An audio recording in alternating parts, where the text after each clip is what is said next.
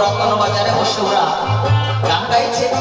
ওই গান শুনে যত লোকজন ছিল আশেপাশে সবাই ছুটে এসেছে। মহাত্মা বাল্মীকি বলছে, লক্ষী তোমরা এখানে দাঁড়াও, আমি গিয়ে দেখে আসি ভিতরে কি হচ্ছে। খুশি বলে, ও দাদা, ওই যে গুরুদেব যাবে, সব ভালো মন্দ নিজে খেয়ে এসে আমাদের এই টোকাটা দিয়ে বলবে আর নাই, বাড়ি চলো যাই। বলে, আরে ভাই খেলো বন্ধ হলো কেন? আর নাই বাড়ি যাই। তখন বলেছে, আরে ভাই, যে গুরুদেব সে কখনো শিষ্যের অমঙ্গল চায় না রে। কি বলে জানিস? জীবের বিস্তার লাগি অন্তঃসত হরি, ভুবনে প্রকাশ হয় গুরুর উপধরি। তাই গুর শব্দে অন্ধকার, রুহ শব্দে আলো। যেদিন অন্ধকারের পথ থেকে আলোর পথ দেখায়, তিনি তো জগতে গুরু। নিশ্চয়ই আমাদের ভালো কিছু করবে। তাই ধীরে ধীরে মহাত্মা বাল্মীকি করিল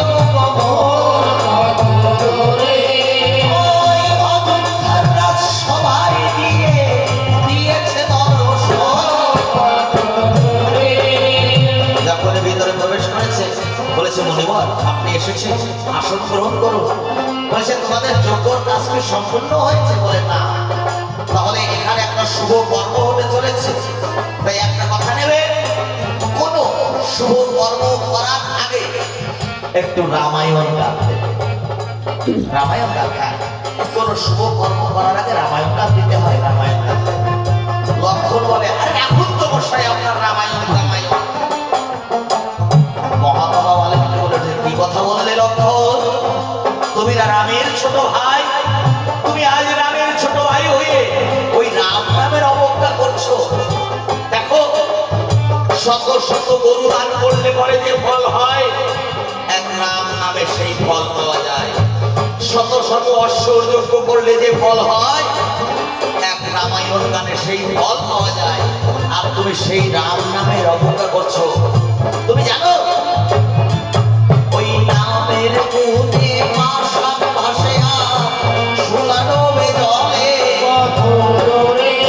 আরে অন্য লোকে দৃষ্টি পায়, দেখো তোমায় কথা বলে। আর লোকজনে ওই নামের বলে গিরি লঙ্ঘন করে। আজ সেই নামকে অবজ্ঞা করিলে, আজ এই আসরে তোমার মতো পাপি দেখো আর তুই জগতে নাই। আজ তুই কথা বলে তুমি রামের ছোট ভাই। তুমি কি কথা বললে? রামচন্দ্র বলেছে, আর দরকার নেই, আমার রামায়ণটাই কোথায় পাবো?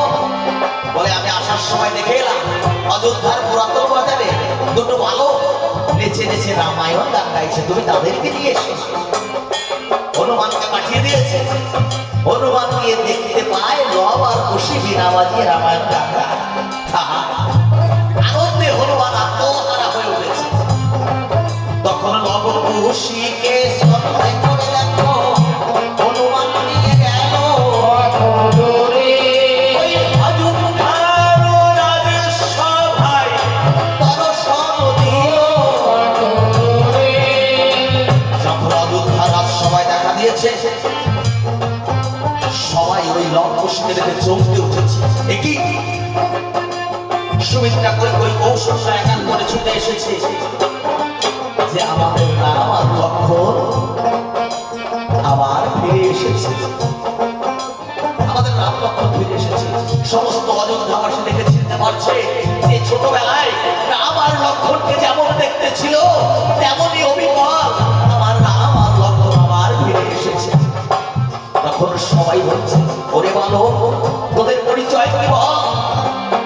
তখন বালক বলেছে, মায়ের নামটি মায় আমাদের ভবে, পিতা কেহ নাই।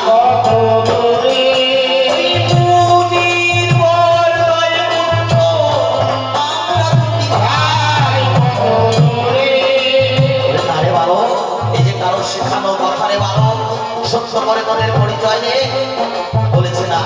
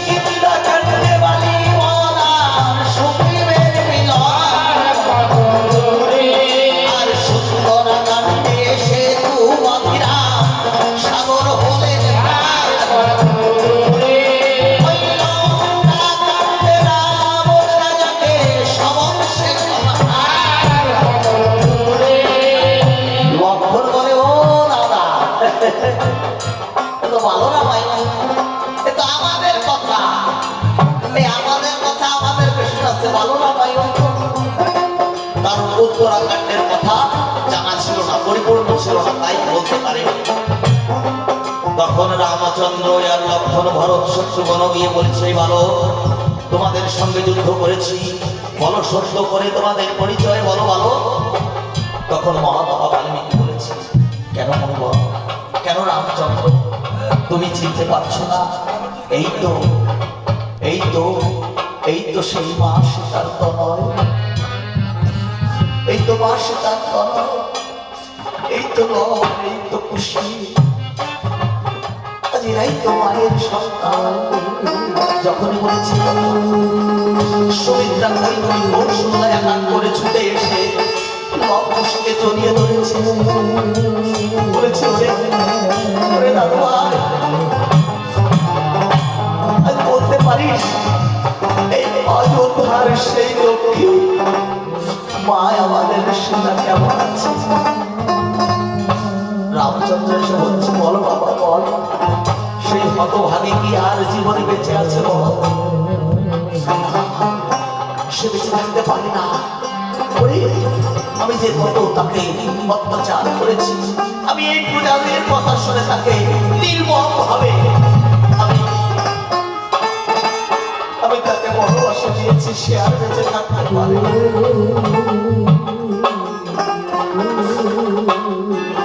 সে বেঁচে থাকতে পারে না।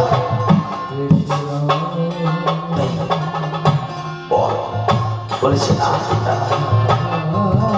মা, এখনো তোমার আশা কত পারে চেয়ে বসে আছে। চোখের জলে মাটি গুলে একটা রাম মন্দির নির্মাণ করে ওই বটবৃক্ষের ছায়ায় ওকে আগলে ধরে দিবানিশি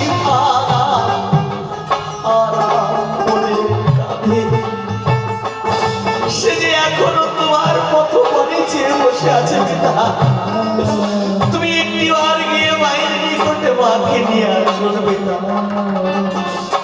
মাকে নিয়ে আস, আমি যাবো।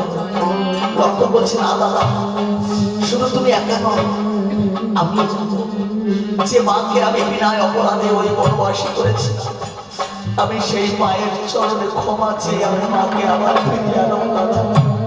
চলো ভাই, রাম লক্ষ্মণ ভরত শত্রুঘ্ন একা করে চারজন আজ অযোধ্যার লক্ষ্মী সেই মা সীতাকে ফিরিয়ে আনতে মনের তপবনে গেছে। গিয়ে লক্ষ্মণ মায়ের চরণে পড়ে বলছে, ও মা, ও মা, তুমি আমায় ক্ষমা করো মা, কেননা আমি যে দাদার আদেশ পালন করেছিলাম। মা, রামচন্দ্র বলছে, সীতা তুমিও আমায় ক্ষমা করো। আজ আমি পূজাদের মান রক্ষা করিবার তরে, ভক্তের মান রক্ষা করিবার তরে আমি তোমায় বনবাসী করেছিলাম, তুমি আমাকেও ক্ষমা করো। চলো ওই অযোধ্যায় যে লক্ষ্মী হারা হয়ে আছে, লক্ষ্মী শূন্য অযোধ্যায় কোনো শান্তি নেই। চলো তুমি সেই অযোধ্যার লক্ষ্মী অযোধ্যায় ফিরে চলো। তাই মা সীতাকে অযোধ্যার লক্ষ্মী অযোধ্যায় ফিরিয়ে নিয়ে আসলো। আসার পরে সেই সময় বিভণ্ডক নামে একজন মুনি সোনার একটা মুকুট টেনে রামচন্দ্রের মস্তকে তুলে দিয়েছে। বলছে, তুমি এই মুকুট কোথায় পেলে? বলেছে, তোমাদের এই বংশে ছিল সূর্য বংশের রাজা স্বর্ণমুকুট রাজা। জীবনে সোনা দানা মণি মাণিক্য অর্থ সম্পদ অনেককেই দান করেছে, কিন্তু কোনোদিন কোন নররূপের নারায়ণ সেবাস তিনি দেয়। কোন একজন বৈষ্ণবকে, কোন একজন ভক্তকে বাড়ি ডেকে তাকে ভোজন করায় নাই, কিন্তু কোন একদিন এক ভিখারিকে এক গ্লাস জল দান করেছিল। তাই তার মৃত্যুর পর ভগবান শ্রীহরিজি লিখে দিলেন তিনি যে তুমি যে জীবনে সোনা দানা মণিমাণিক্য দিয়েছো, এই না তোমাকে সোনা দানা মণিমাণিক্য দিলাম খেতে, তুমি পারলে এই সোনা দানা মণিমাণিক্য খাও। বলেছে, কেন আমি আর কিছু কি পূর্ণ কাজ করিনি? বলেছে, তুমি অনেক পূর্ণ করেছো, কিন্তু আজ পর্যন্ত কোনোদিন কোনো নররূপে নারায়ণ সেবা দাও। হ্যাঁ, তুমি একটা জিনিস পেতে পারো কি জানো? তুমি একদিন এক ভক্তকে এক গ্লাস জল দান করেছিলে, তাই আমি তোমাকে এইটুকু আশীর্বাদ করতে পারি কি, যেমন এক গ্লাস জল শিশির বিন্দু আকারে হয়, তেমন ওই জলটা প্রত্যেকটা গাছের আগায় শিশির বিন্দু রূপে ঝরে ঝরে যখন থাকবে, তখন তুমি ওই শিশির বিন্দু জল সেবা করতে পারো। এইটুকু আমি তোমাকে আশীর্বাদ করতে পারি। তাই সেই স্বর্ণ মুকুট রাজা ওই শিশির বিন্দু জল পান করত। তাই একদিন যোগ বলে যখন ওই বিমণ্ডকমণি চলছে, দেখতে পায় শিশির বিন্দু জল সেবা করছে স্বর্ণ মুকুট রাজা। বলছে, কে তুমি? বলে, আমি সূর্য বংশ রাজা স্বর্ণ মুকুট রাজা। আচ্ছা, তুমি শিশির বিন্দু জল সেবা করছো? বলেছে, দেখো, আমি জীবনে কোনোদিন কোনো ভক্তকে এক মুষ্ঠ অন্ন দান করিনি, এক গ্লাস জল দান করিনি। কোনো একদিন কোনো এক ভক্তকে এক গ্লাস জল দান করার কারণে আমার এই শিশির বিন্দু জল সেবা করতে হচ্ছে। যাও, প্রভুর কাছে শুনে এসো যে তোমার মুক্তি কিসের পাবে। তখন প্রভুর কাছে সেই স্বর্ণ মুকুট রাজা যখন নারায়ণের কাছে গেল, বলল, তাই প্রভু আমার মুক্তি? বলেছে, তোমার নামে কেউ যদি পিণ্ড দান করে নররূপে নারায়ণ সেবার আয়োজন করতে পারে, ভোজনের আয়োজন করতে পারে, সেদিন থেকে তুমি ওই অন্ন জলের অধিকারী হবে। তাই বিভণ্ডক মুনিকে বলা মাত্রই বিভণ্ডক মুনি তার পুত্র নীলধ্বজ, এই নীলধ্বজকে দিয়ে ওই স্বর্ণ মুকুট রাজার নামে পিণ্ডদান করিয়েছিল, আর এই নররূপে নারায়ণ সেবা দিয়েছিল। যখন নররূপে নারায়ণ সেবা দেবে, তখন এই ভক্তরা এসেছিল। আসার পর যখন প্রসাদ বিতরণ হলো, সবাই মিলে শ্রী হরির নামে একবার বাহু তুলে যখন হরি দিল,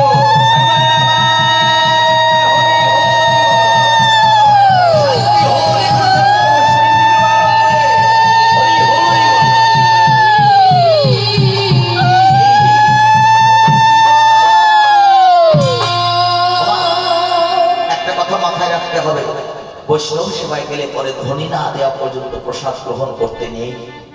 তাই কোন অনুষ্ঠান, মহোৎসব, বৈষ্ণব সেবা বা মহতের অনুষ্ঠানে গেলে পরে প্রসাদ দেওয়ার পর, ধ্বনি দেওয়ার পর মুখে নিতে হয়। এই ধ্বনি সেই আমার শ্রীহরির চরণে পৌঁছায়। তাই নররূপে নারায়ণ সেবা হলো।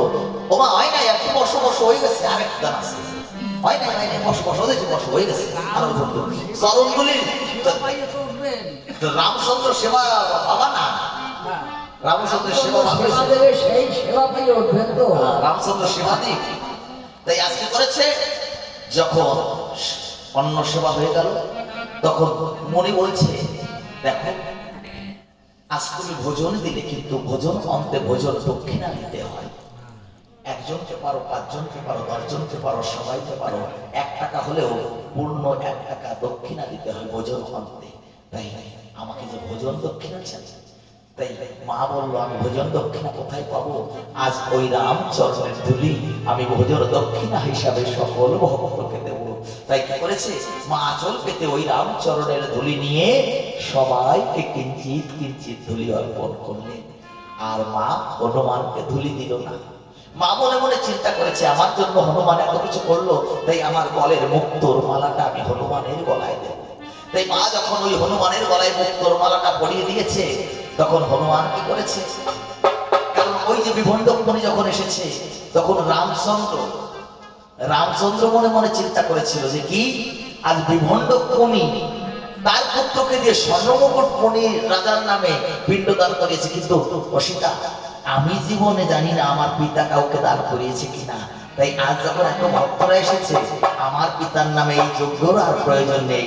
আমার রামায়ণ গান যখন এখানে হয়েছে, আজ এত ভক্তরা যখন এসেছে, আমার পিতা, আমি বাড়ি না থাকাকালীন দেহ ত্যাগ করেছে, তাই আমার পিতা কোনো ভক্তকে কিছু অন্ন সেবা দিয়েছে কিনা আমার জানা নেই। তাই আজ যখন এত ভক্তরা এসেছে, আজ আমি এই ভক্তদের জন্য আয়োজন করব। তাই মা কে কি করলো, পুনরায় রন্ধনশালায় পাঠিয়ে দিল। মা রন্ধন করে এনে সকল ভক্তকে দিল, আর সকল ভক্ত সেই প্রসাদ গ্রহণ করলো। আর মা তারপরে ভোজন দক্ষিণা অনুপাতে এক একজনকে কিঞ্চিত কিঞ্চিত রামচরণের ধুলি দিল। আর হনুমান পেল মুক্তোর মালা। হনুমান ওই মুক্তোর মালা প্রথমে কর্ণমূলে নিয়েছে, মনে মনে চিন্তা করেছে, এই মালায় হয়তো রাম কথা বলে না। তারপর নাকের কাছে নিয়েছে, ভেবেছে রাম নামের গন্ধ আছে, কিন্তু রাম নামের গন্ধ নেই। মালাটাকে দাঁতে চিবিয়েছে, ভেবেছে রাম নামের মধু পাওয়া যাবে, কিন্তু রাম নামের মধু নেই। শুধু অহংকার, বিষয় বৈভবে মত্ত, সেই বিষয় বাসনা অহংকার শুধু ওই মালার ভিতরে। তাই আজ কি করেছে হনুমান, টেনে ছিঁড়ে অদূরে ছুঁড়ে ফেলে দিয়েছে। লক্ষণ বলে উঠেছে, ওমা তোমার কি জানা নেই বানরের গলায় মুক্তোর মালা মানায় না? তখন হনুমান বলল, কি কথা বললে তুমি লক্ষণ করো? আজ বানরের গলায় মুক্তোর মালা মানায় না এই বলে তুমি আমাকে আঘাত করলে? আমি কেন বলেছি তা তো একটিবার জিজ্ঞাসা করলে না। রামচন্দ্র বলেছে, হনুমান কেন করলে তুমি? প্রভু সবাই তোমার চরণের ধুলি পেল, কিন্তু আমি পেলাম না। এখন আমি ভেবেছি মা আমাকে যে দিয়েছে, হয়তো রাম কথা বলে, তাই কানের কাছে নিয়েছি, দেখি রাম কথা বলে না। আমি নাকের কাছে নিয়েছি, রাম নামের গন্ধ নেই, দাঁতে চিবিয়েছি, রাম নামের মধু নেই, তাই আমি ছুঁড়ে ফেলে দিয়েছি। ও হনুমান, তুমি যে এত রাম রাম করছো, তোমার ভিতরে কি রাম আছে? তোমাকে যদি জিজ্ঞাসা করা হয় তুমি কোথায় যাচ্ছ, তখন হনুমান বলে, আমি রামের দেশে যাচ্ছি। ও হনুমান, এই কেমন বাতাস বইছে? বলে রামের বাতাস। হনুমান কেমন খাও? বলে আমি রামের খাওয়া খাই। রাম খাওয়া দেখেছি, যা কিছু সব আমার জীবনে রাম। তাই এত রাম রাম করছো, তোমার ভিতরে রাম আছে? বলে আছে। যেদিন থেকে দেহ মনোপ্রাণ ওই রামচরণে শোভে দিয়েছি, সেদিন থেকে তো এই দেহ মনোপ্রাণ আর আমার নেই, সবই তো প্রভু রামচন্দ্রের।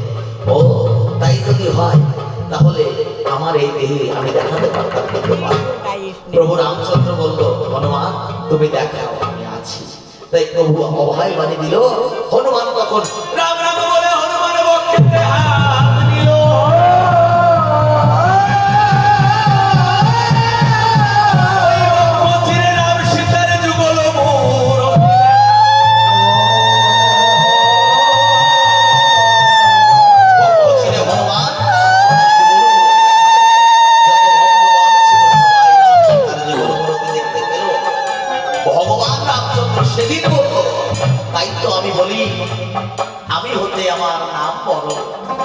নাম হতে আমার ভক্ত বড়, যে ভক্ত তার হৃদয় মাঝারে আমার ছবি রাখতে পারে, আর সেই ভক্ত হতে ভক্তের চরণ ধুলি আরো বড়। তাই ভগবান রামচন্দ্র আজ হনুমানের চরণ ধুলি নেবে বলে প্রণাম করতে হনুমানের চরণে গেছে, বলেছে, ও ভক্ত এবার দাও দাও।